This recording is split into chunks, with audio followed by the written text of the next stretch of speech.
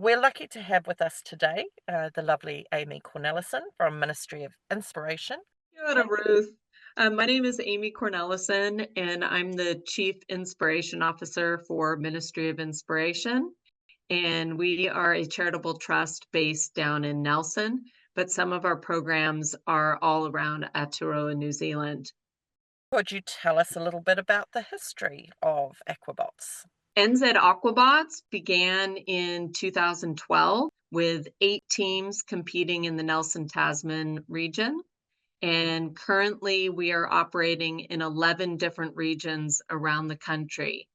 And those regions from south to north are Christchurch, Nelson, Blenheim, Wellington, Masterton, Gisborne, Rotorua, Whakatane, West Auckland, South Auckland, and in Northland. It's a really cool program. We like to call it STEAMs in a bag, because everything that STEAMs represents, the science, technology, engineering, arts, maths, and society, takes place within Aquabots. The students or the schools, they buy a kit for $240, and that is best used with 4 students, but you can use it up to 6 students. And in that bag is everything you need except for the 12-volt battery. And the kids build the bot. They have to learn how to solder, saw, drill, use wire strippers and all of that. And most kids build the standard bot to start off. And then after they practice with that bot, they redesign it to fit the competition specifications for that year. There are 3 water events, and so one event is the obstacle course, and that stays the same each year. And the other 2 events change depending on what is happening in the world or in New Zealand. So this year's theme is marine reserves. And so we're focusing on the first marine reserve in New Zealand, which is Goat Island. Aquabots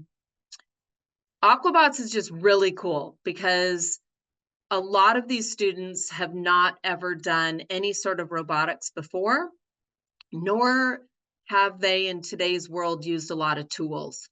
So using tools and learning how electronics work and how to solder and use drills really boosts kids' confidence, and it gets them just really into that success mode when they put it all together and they put their bot in the water and it works. It's really cool to see that success on the students. And one of the cool things is with the Aquabot kit is that there's only a few things that have to be specifically done correctly, where the rest of it is like, she'd be good. The soldering, that has to be right. But everything else, it's okay if you're a little off, because you're going to be redesigning the bot when you look at the competition specifications. So the benefits are huge. Besides with the tool building and the confidence in that way, there is a design aspect where students have to not only redesign the bot, but then digitally they have to create a fact sheet, and they have to also do a presentation in front of scientific judges that are also really cool. People get nervous about the presentation, but it's super fun. The judges are super nice and they're real positive. And once again, it builds that confidence in students. I really think if I was still in a classroom day to day, I'd be entering the competition now. What would I need to do to get into the competition? In order to get into the competition, you just need to contact your regional coordinator and they will set up times to do a build day. Ministry of Inspiration offers free build days to schools in the various regions that we work in. And we are in 11 different areas around the country. And then you sign up for a build, we come in and we build bots with you. And then After we leave, that's when you start applying design engineering principles to get your bot ready for the competition. If you have questions, and we'll be happy to set up a time beginning of April to talk about it online.